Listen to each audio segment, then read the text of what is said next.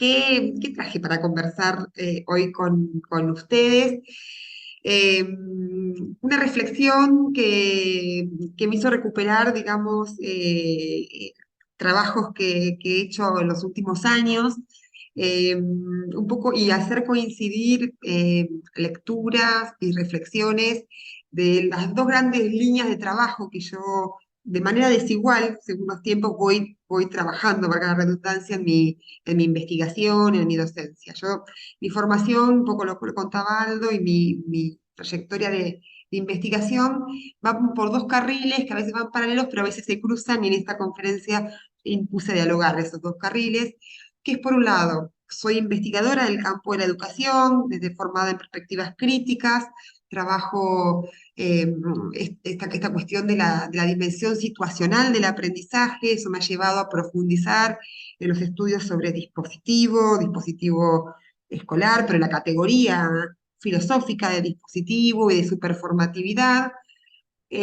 O sea, con esas categorías, con esas problematizaciones, con esos lentes para leer eh, la realidad, he dialogado fuertemente en los últimos años, pero también, además de ser investigadora del campo de la educación, me desempeño como docente en materias, en asignaturas de grado y algunas de posgrado del área de la teoría y la metodología de la investigación, ¿sí?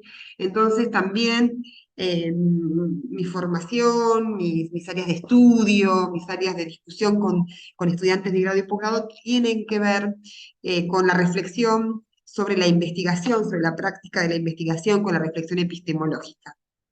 Bien, en esta conferencia voy a articular, digamos, esos dos trayectos formativos y de reflexión, y vamos a ver si esto nos invita a pensar, a discutir, a mirar de otro modo, a tomar distancia de este trayecto formativo que están haciendo postdoctoral, pero también, digamos, si nos lleva a todos a repensar nuestras prácticas como investigadores, a problematizarlas. La conferencia se llama Investigación Postdoctoral, revisitando el dispositivo metodológico y su performatividad, es decir, voy eh, a pensar la investigación, las prácticas de investigación como dispositivo y en su carácter performativo.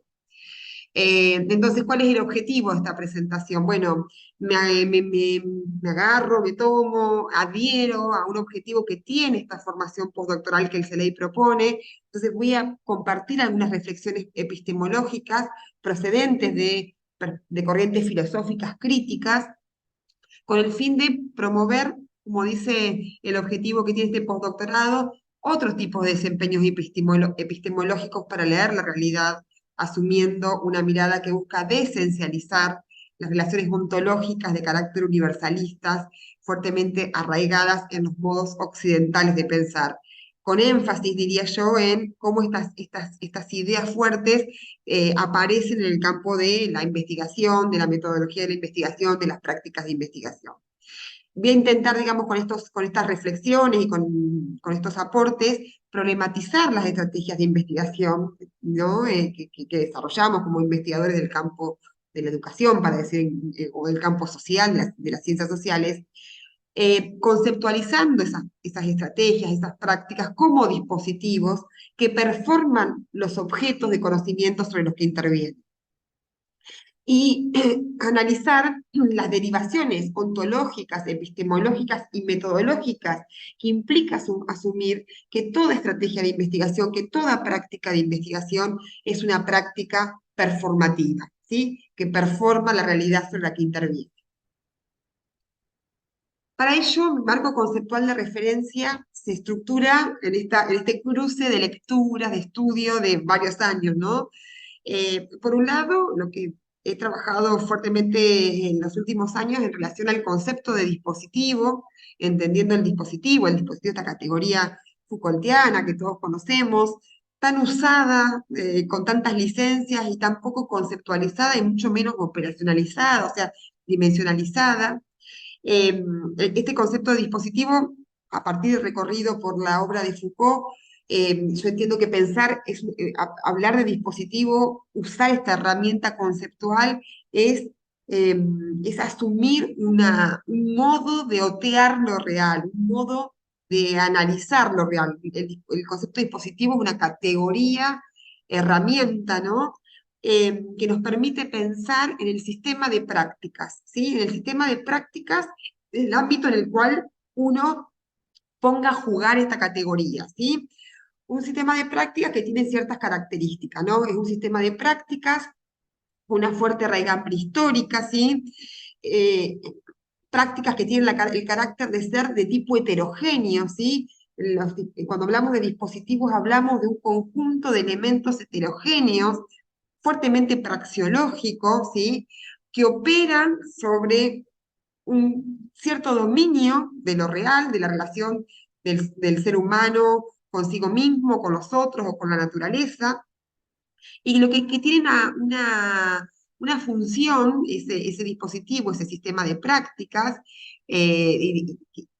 que decimos, tienen elementos heterogéneos que son del orden, de orden filosófico, principios filosóficos, pero también regulaciones prácticas, eh, ideas teóricas, que se articulan entre sí procedentes de distintos campos de la acción social, no son de un único campo, son elementos que no vincularíamos entre sí, pero que al pensar en clave de dispositivos podemos articularlos en una red, esos elementos, una red que opera sobre lo real.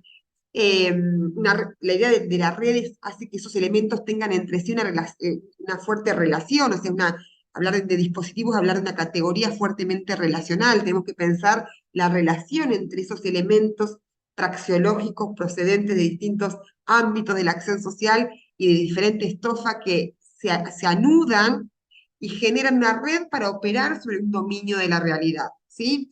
Y siempre con una característica que tiene el dispositivo, que es de ser fuertemente estratégico, digamos, esa red de elementos en su operación sobre lo real implican conducir lo real, ¿sí? Implican regular lo real, ¿sí? Pero también alojan, ¿sí? Lo real, por lo tanto, son la oportunidad para cierta experiencia estética en lo real. Esta construcción, este punteo, que si a alguien le interesa, luego al final yo propongo bibliografía para trabajar detalladamente el recorrido conceptual a partir de qué lugar construye esta noción de dispositivo, se hace recorriendo la obra Foucaultiana, no solo rastreando la noción de dispositivo, sino de nociones previas de Foucault, en donde ya habla de dispositivo, aunque no nombre el término, digamos, como la noción de relaciones discursivas, como, bueno, algunos van a entender que la noción de episteme también en Foucault refiere a esta noción. Eh, eh, en la obra de Foucault, la obra de Foucault a partir de la arqueología del saber, pero se proyecta esa noción, vuelve a aparecer, el concepto vuelve a aparecer, aunque no aparezca el término, hasta en sus últimas obras. Y luego también lo he rastreado en los exégetas de Foucault, en aquellos exégetas que se han encargado de desarrollar, digamos, de volver y revisitar la obra Foucaultiana como Deleuze, Agamben, bueno, y otros autores que ahí ustedes ven en el Power referenciados. Una característica que tiene el dispositivo es que el dispositivo tiene la capacidad de producir efectos, ¿sí? Efectos sobre la subjetividad, sobre el campo de acción de la subjetividad, ¿sí? El carácter performativo, ¿no? Del dispositivo.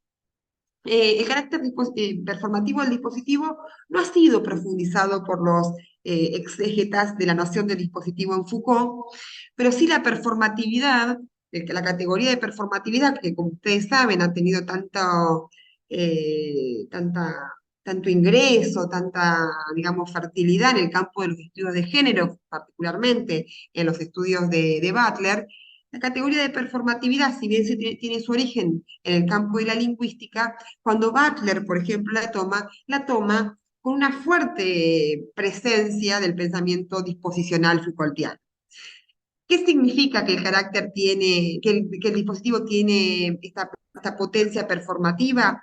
Es que tiene la posibilidad de generar acciones, prácticas que son convenciones normatizadas, o sea, el dispositivo tiene la capacidad y se sostiene, además, en la generación de convenciones normatizadas, que son convenciones que se generan para ser actuadas, ¿sí? Para ser actuadas de forma, o sea, para ser actuadas. Esas convenciones normatizadas tienen una característica que son convenciones con un fuerte raigambre histórica, digamos. La fuerza de esas convenciones vienen en que son convenciones que se asientan en una historia, ¿sí? Por eso no todas las convenciones tienen el mismo efecto.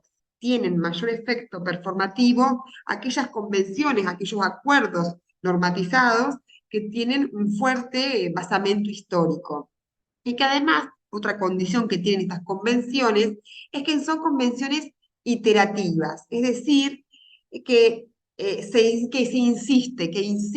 iteran, ¿sí? Y que esa iteratividad de las convenciones tiene que ver en que están hechas para ser actuadas, que pautan formas de performance, pero que además se reafirman en esa constante performance, ¿sí?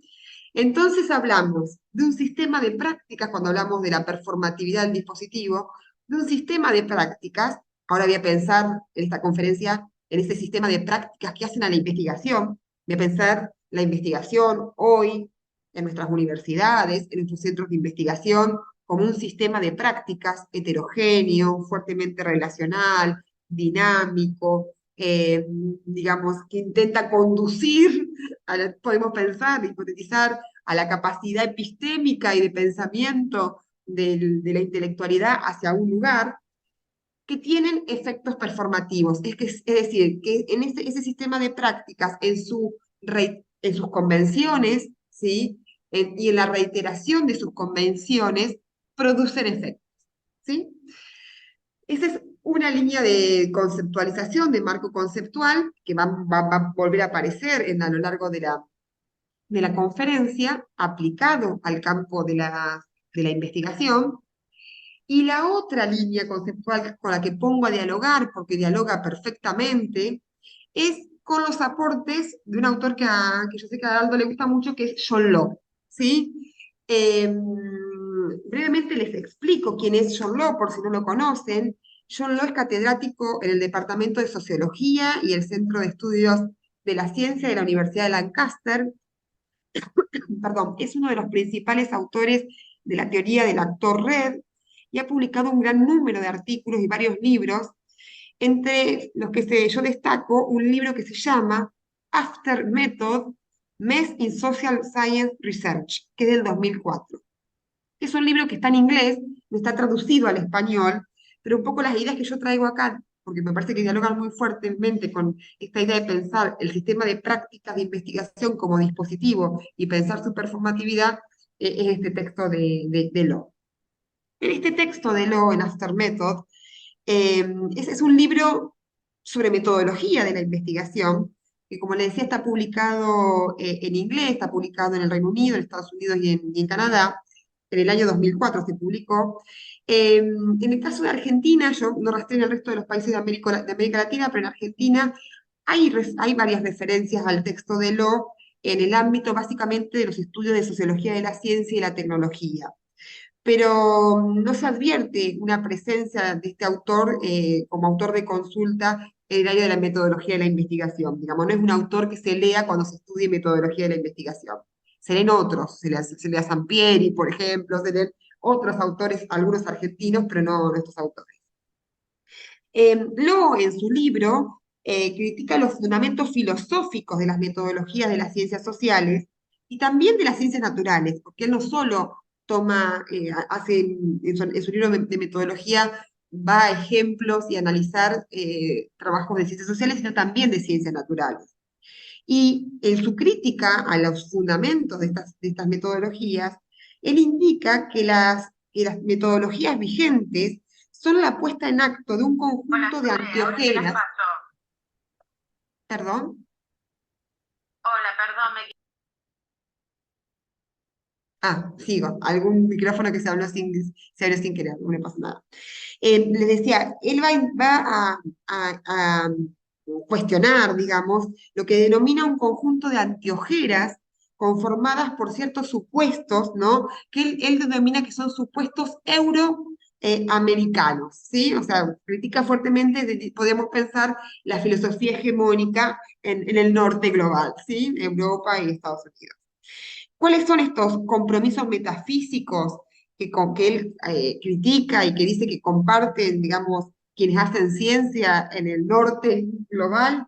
Bueno, uno, la independencia de la realidad. La realidad existe independiente de quien está ahí afuera, para nosotros mismos es independiente de nuestras acciones y sobre todo es independiente de nuestras percepciones. También un supuesto que él critica es lo que llama la anterioridad, es decir, suponer que esta realidad externa viene antes que nosotros, nos precede. Otra idea es que la realidad externa tiene o se compone de un conjunto de formas o relaciones que pueden ser definidas, que son definidas y son claras y son ciertas y precisas esas relaciones. Y lo que él denomina el principio de unicidad, cuando hace alusión de que el mundo que leemos es un mundo compartido, común, el mismo en todas partes. Esos son para él los principios fundamentales de esta perspectiva euroamericana, esta perspectiva estándar, podríamos decir, hegemónica, que él va a interpelar. Bien. Con este marco conceptual, que también podemos sobre todo esto después profundizar o proponer lecturas, ¿no? Que seguramente esta es la idea, lecturas aunque sea para transitarlas, que ustedes transiten las lecturas y digan, no, esto no me interesa, pero esa es un poco la idea, invitarlos, incentivarlas a esa lectura. Empezamos el análisis, ¿no? De pensar la investigación científica como dispositivo, como sistema de prácticas performativas. A ver, esperen que no puedo cambiar acá.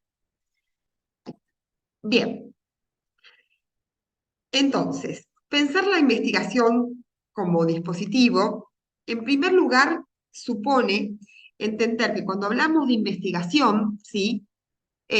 Hablamos de un sistema de prácticas, ¿sí? De carácter sumamente heterogéneo, ¿sí?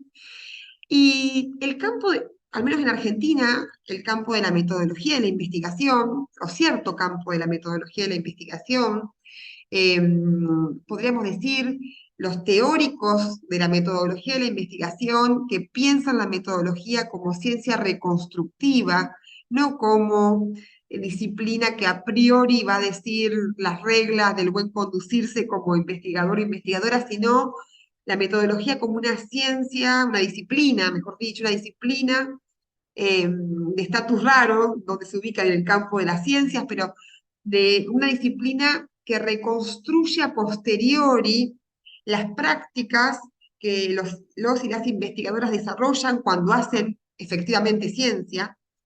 Bueno, en Argentina yo identifico por lo menos, para arrancar, la obra de Juan Samaja y la obra de Roxana Inoue, que sigue los estudios de Samaja, que se ubican en esa perspectiva.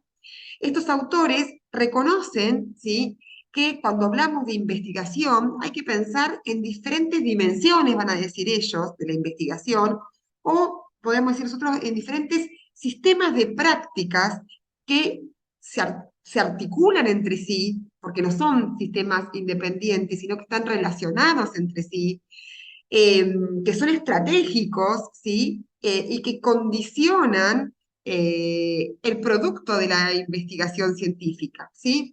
Y no va a decir que cuando hablamos de investigación científica hay una dimensión que tiene que ver con aquellas prácticas económicas, políticas y culturales que han hecho posible la aparición de la ciencia, adjudicándoles una funcionalidad y una racionalidad específica en el contexto de esas prácticas económicas, políticas y culturales en las cuales esa ciencia, esa disciplina surge, ¿sí? En ese contexto social específico, ¿ya? Esa dimensión, ¿no?, que tiene que ver con las condiciones de episteme, podríamos pensar, o con las condiciones de posibilidad para que una disciplina surja como ciencia, con un encargo social determinado, impacta en sus metodologías, impacta en sus teorías, no es inocua, ¿no? Bueno, sobre esto es, esa dimensión, podemos decir, de la investigación, de la práctica de investigación, es una dimensión que ha sido abordada fuertemente por la sociología de la ciencia. Y hay riquísimo material en todo el siglo XX, ¿sí?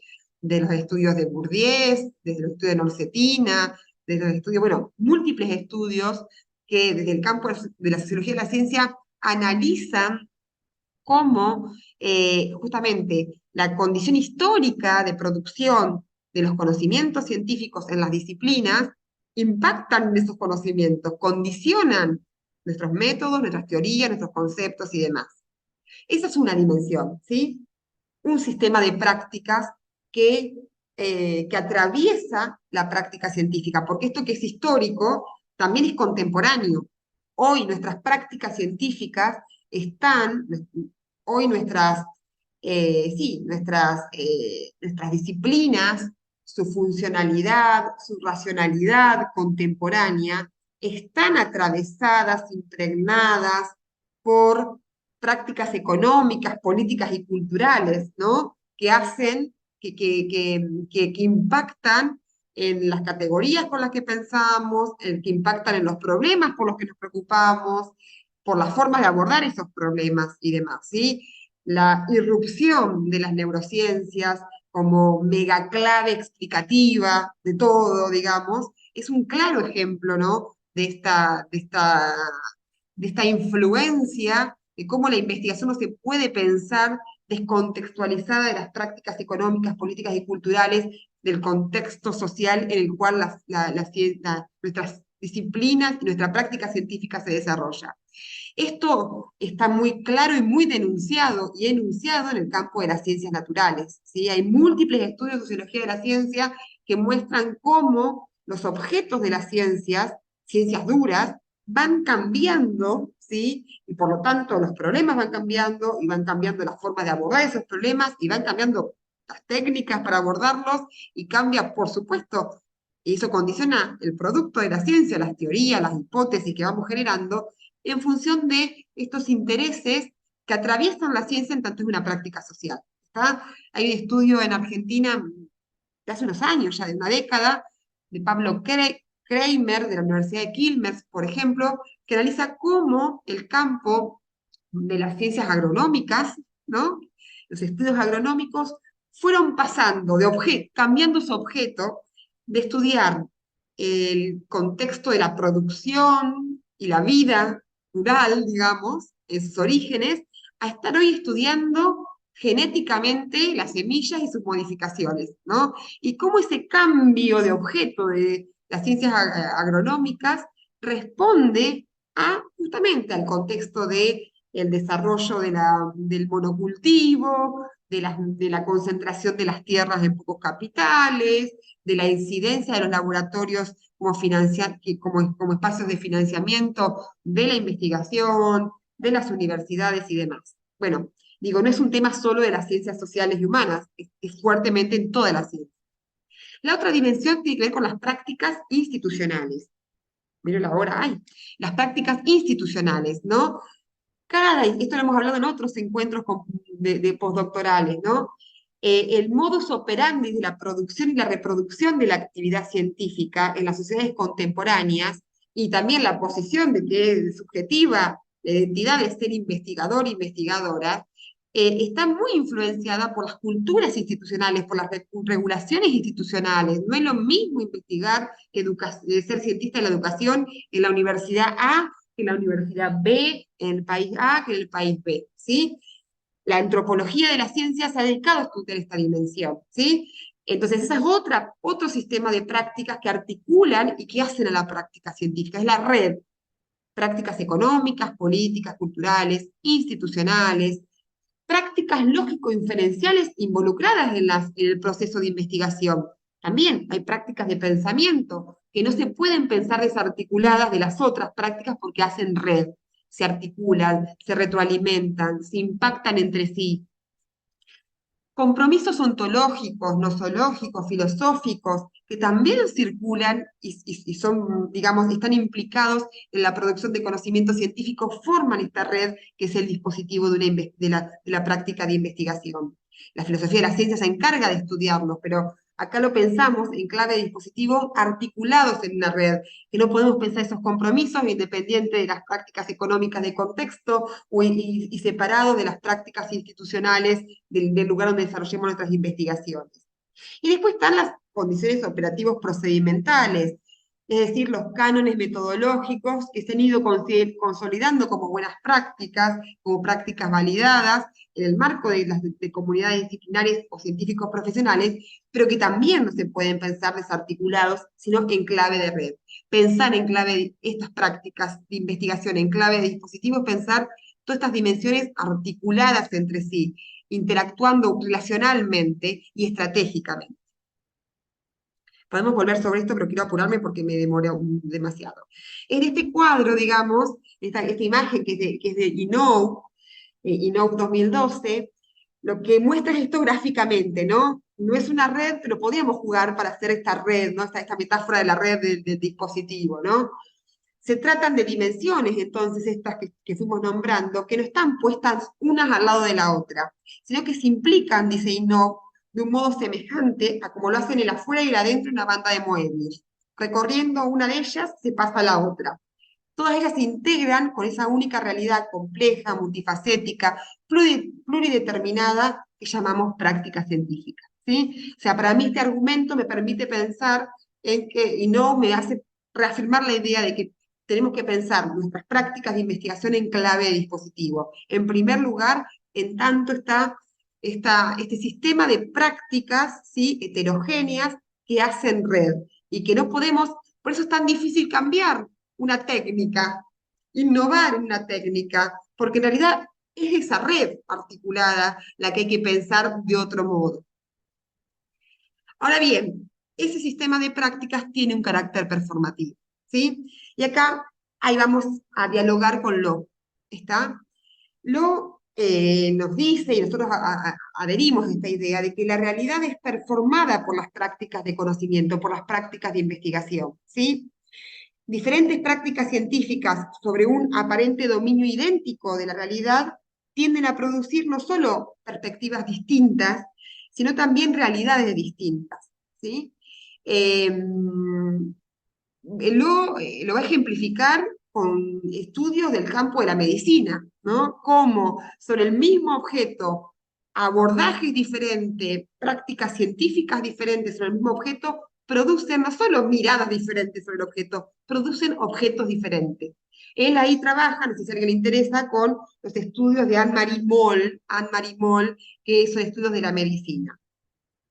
Él va a denominar esta condición, este carácter performativo de las prácticas científicas como enactment, es una palabra, un término en inglés que cuesta definirlo, y dice, la afirmación, y cito a Law, la afirmación que las relaciones y también las realidades y las representaciones de la realidad están siendo interminables o crónicamente traídas a la existencia en un proceso continuo de producción y reproducción, y no tienen ningún estatus, posición o realidad fuera de esos procesos, es esta condición de performativas, digamos, de prácticas performativas que tienen las prácticas de conocimiento. Es difícil encontrar un concepto en español que haga justicia al sentido que este término que les cuento de Lo tiene en el contexto de su obra, y cada vez nos resulte más o menos cómoda lectura y comprensión. Yo propongo, digamos, he pensado acordar que la traducción literal, ¿no?, de esta palabra enactment, es decir, las prácticas científicas promulgan. Enactment puede significar promulgación. Las prácticas científicas promulgan, es decir, promulgan sus objetos. ¿Qué significa esto? Que como las leyes, ¿sí?, que son actos performativos por excelencia, dirían Austin, ¿sí?, se trata de la puesta en marcha de una serie de elementos discursivos, enunciados, y también no discursivos, están en juego en las prácticas científicas, aparatos, regulaciones, esto que decíamos hoy, eh, regulaciones, elementos de la cultura institucional y demás, que son comunicados, divulgados, difundidos, y en ese acto son productivos, producen realidad. O más específicamente, y esto así en términos de lo, generan presencia y ausencia. El objeto, así entendido, el objeto es así entendido como una versión elaborada de presencia condensada, que toma la forma de un proceso o entidad derivada y pone en acto una forma ordenada de ausencia, dice Locke. Entonces, lo que va a decir Locke en esta crítica es que lo que la ontología estándar euroamericana eh, es nombrado como realidad, lo que entendemos por realidad, el allá afuera, ¿sí? Se descompone, según Locke, en tres tipos de existencia. ¿Está? El allá afuera, para él hay tres tipos de existencias.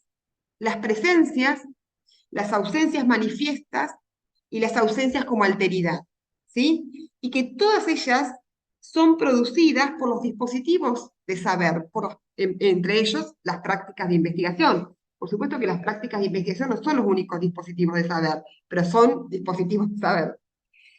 En particular las ciencias, ¿sí? La presencia, ¿sí? Es obviamente lo que se hace presente o lo que se condensa en el aquí. Esa es la presencia, lo que se visibiliza. La ausencia manifiesta es uno de los correlatos de la presencia, pues esta es siempre incompleta, la presencia siempre es incompleta, supone algo que está ausente. Y la alteridad o ausencia que no se manifiesta es aquello que no es ni presente, ni reconocible, ni manifiestamente ausente, pero que también es necesario a la presencia. Desaparece porque es connotado como irrelevante, como imposible, como reprimido, ¿sí? Bueno, y de esto la educación inclusiva hace de esta alteridad su objeto, ¿no? Básicamente, ¿no?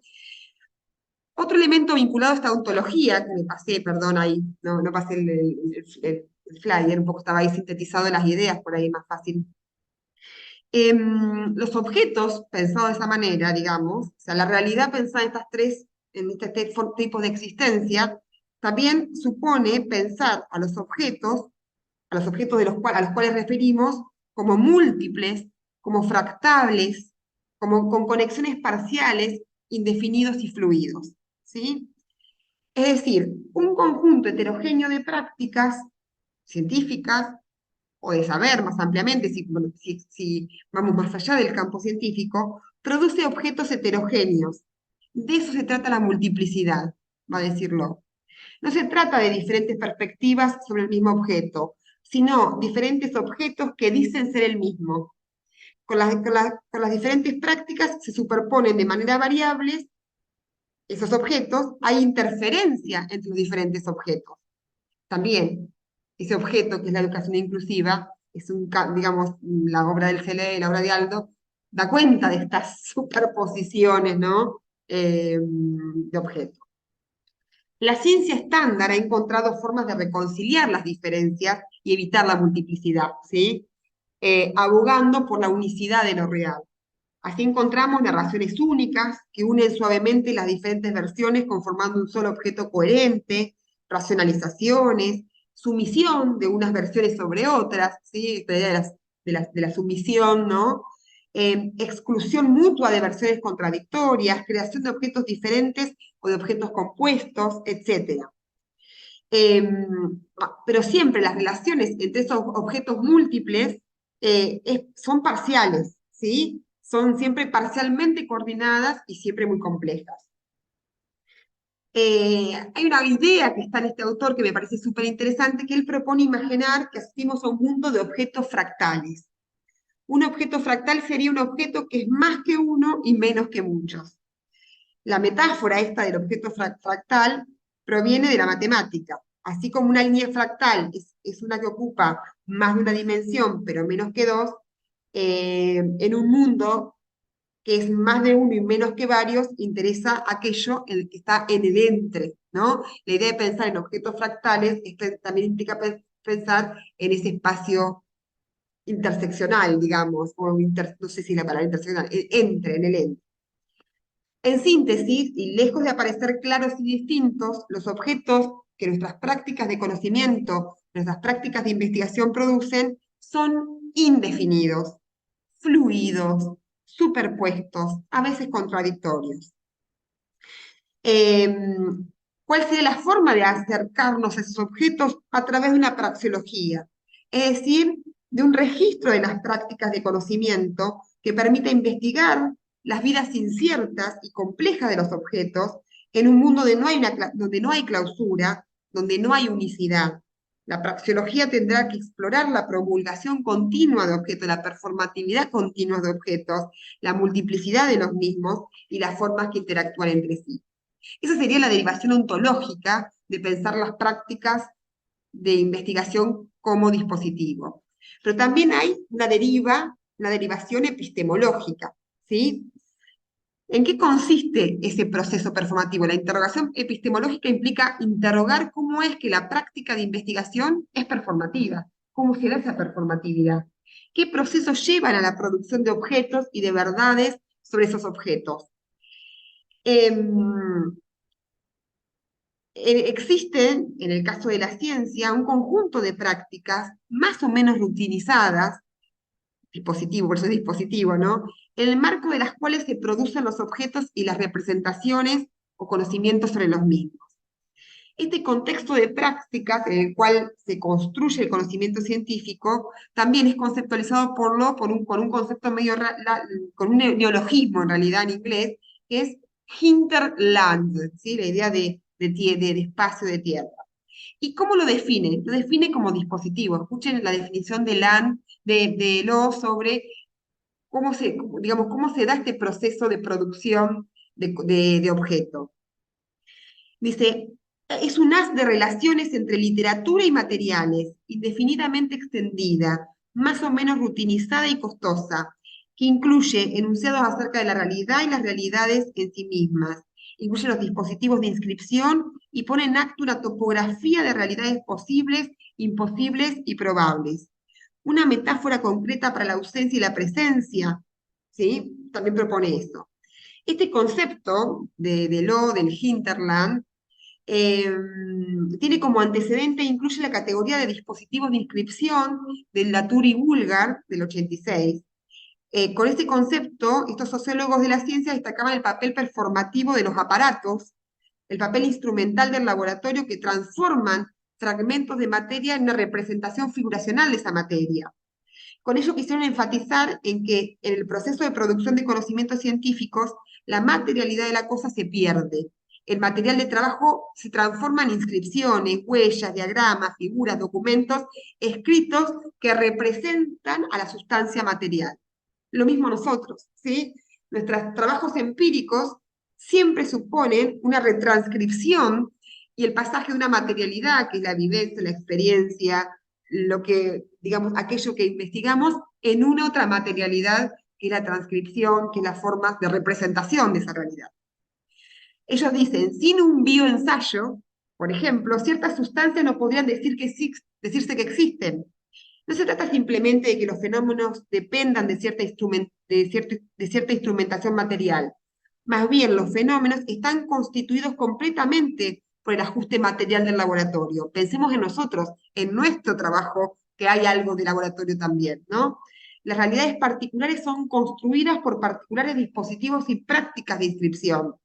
Las realidades se están construyendo en las prácticas hechas por las redes de los elementos que componen el dispositivo de inscripción. Bueno, aquí aparece fuertemente el concepto de dispositivo, ¿no? Me hace acordar a mí en los conceptos de relación discursiva y dispositivo Foucaultiano con el que arrancamos la conferencia, ¿no? Diciendo que podemos decir que las prácticas científicas, constituidas por un conjunto heterogéneo de elementos y la red que entre esos elementos se producen, resultan las arenas en las que se produce el conocimiento científico y por lo tanto las condiciones de posibilidad para que el mismo se inscriba de determinada manera y adquiere una forma determinada. También es interesante avanzar sobre la problemática de la representación del conocimiento, ¿no? Y pensar que hay diferentes formas de representación, ¿sí? Si el problema es cómo representamos eso real, qué dispositivo de inscripción utilizamos, la pregunta es qué formas de inscripción tenemos.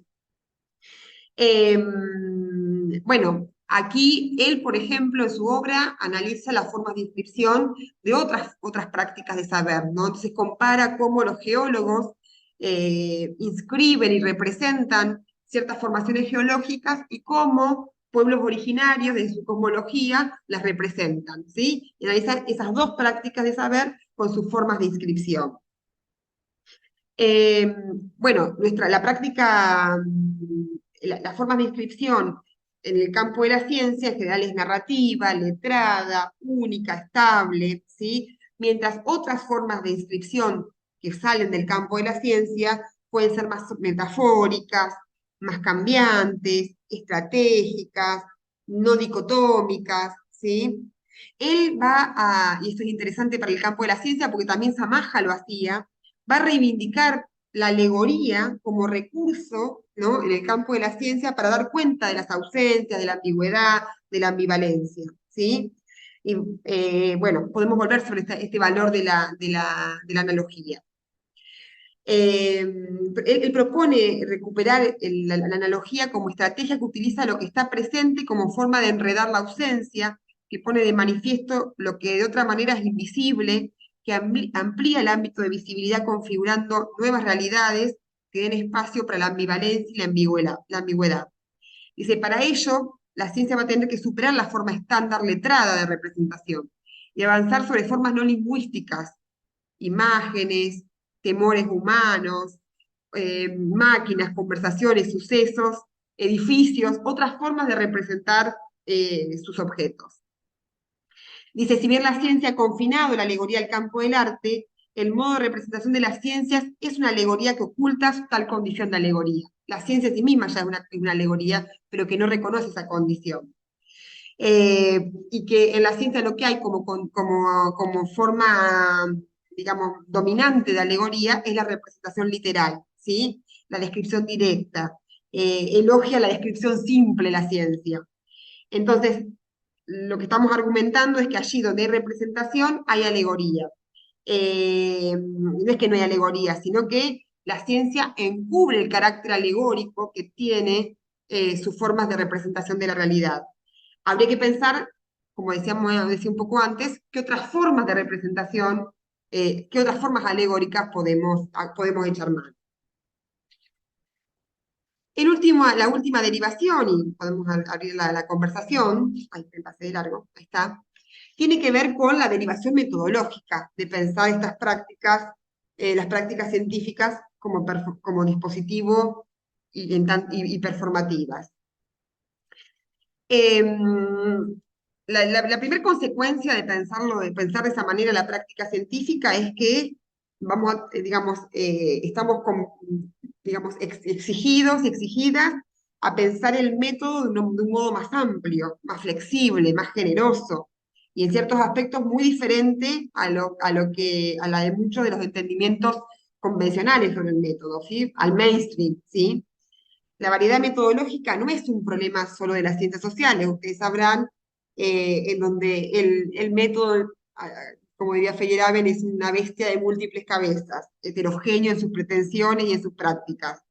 El problema reside en lo que podríamos denominar cierta voluntad de normatividad, ¿sí? Cierto esfuerzo por establecer patrones de conducta metodológica como único reaseguro de la buena ciencia, ¿sí? Es decir, si tenemos el patrón consolidado, el científico solo tiene que adecuarse al método, digamos, y no mucho más que eso, ¿sí? No se exige. Ya termino. Em, los métodos de investigación estándar son importantes, no renegamos de esos métodos, pueden ser hasta necesarios, pero lo que traemos a la crítica acá es esta idea de que estos métodos nos pueden estudiar aspectos de la realidad que a nosotros nos interesan. Esos métodos no sirven para estudiar lo efímero, para estudiar lo indefinido, lo irregular, ¿sí? El detalle, lo que se escapa. Eh, Además tiene otra condición, que es esta idea de la voluntad, esto que decía, la voluntad de normatividad. tiene la condición de que siempre la voluntad de transformarse en reglas generalizables, en reglas de conducta metodológica generalizables. Un poco siguiendo estos autores y siguiendo una perspectiva crítica de la metodología, digamos, hoy lo que se intenta es despojar al método de su orientación moralista e higienista, ¿no? Esta idea de el método como la moral del científico y un principio de higienismo, ¿no? De salud de la ciencia. Para ello hay que deshacerse de muchos de nuestros hábitos metodológicos, porque muchos de nuestros hábitos metodológicos se asientan en la ilusión, ¿no? De que es posible conocer lo real de manera certera y segura, ¿no? En el caso de Lo, él propone un método, no, él propone una nueva noción de metodología, que es, él llama el método de ensamblaje, ¿no? Y lo define como otra forma de tramitar el encuentro entre presencia, ausencia manifiesta y otredad, en el que en el que se tiende a un tratamiento un poco más simétrico de estos diferentes componentes de lo real. Bueno, en esta idea de la ausencia y la presencia está presente en las epistemologías del sur también, ¿no? Como tópico central para interpelar a la producción científica. Él toma el concepto de ensamblaje de un término similar de Deleuze y Guattari, ¿sí? Y lo que quiere dar cuenta con ese concepto es que el método, que la práctica de investigación, que los dispositivos de investigación tienen múltiples ramificaciones y articulan elementos sumamente heterogéneos.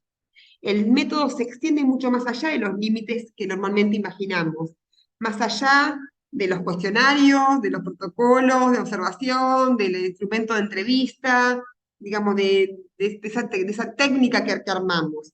Incluye también aspectos que no consideramos, como por ejemplo el paquete de datos estadísticos o software que vamos a utilizar, sea el cuantitativo, cualitativo, los conocimientos que tengamos de idioma, la capacidad de gestión que tengamos, las prioridades de los organismos que nos financian, porque estamos pensando a la investigación como práctica social. Todo eso también es método de alguna manera, impacta en la producción de conocimiento. Él va a nombrar las escalas salariales, las agendas políticas, económicas y mediáticas. Todos ellos forman parte de ese dispositivo que es la investigación, que es la práctica científica. Sus límites son porosos y se extienden hacia afuera en todas direcciones, y eso impacta en el producto de la ciencia, ¿sí? Esto también dialoga muy fuertemente con los estudios de Karim Norcetina, ¿no? Sus estudios sobre el laboratorio, y cómo justamente el producto de la ciencia, digamos, surge en esta arena, ¿no? De decisiones en donde lo que entran en juego son elementos por demás heterogéneos. Pensar un método de ensamblaje connota la contingencia de un collage, ¿no? En su capacidad para abarcar una amplia variedad de componentes que parecían incompatibles entre sí.